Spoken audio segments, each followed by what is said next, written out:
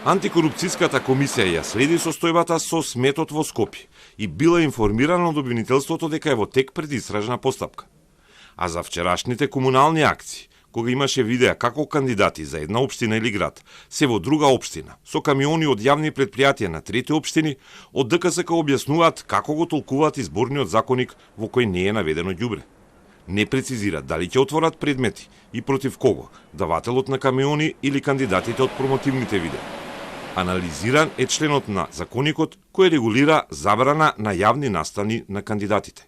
Во однос на дел од прашањето дека преземените активности за собирање комунален отпад на дел од кандидатите во изборната кампања може да се подведат како медиумска кампања во изборниот процес, а во врска со забраните од изборниот законник, во член 8а став 2 алинеја 1 предвидена е забрана за одржување јавни настани и тоа по повод започнувањето на изградба или пуштање во употреба на објекти со средства од буџетот или од јавни фондови.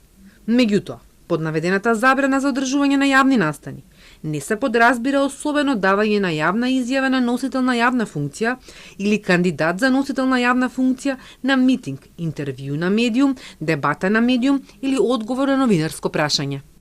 Антикорупцијската комисија сепак констатира дека вчерашните комунални акции може да бидат оценети како начин на изборно представување на кандидатите во изборната трка и информира дека ДКСК постојано барала од собранието да ги прецизира забраните во изборниот законник. Државната изборна комисија не одговори на прашањата на Телма. Освен членот 8а и наредниот 8б регулира забрани во кои се содржани службени возила. За потребите на изборната кампања, забрането е користење на канцелариски простор, канцелариска опрема и службени возила на државните органи, освен лицата на кои се однесуваат посебните прописи за заштита на личноста.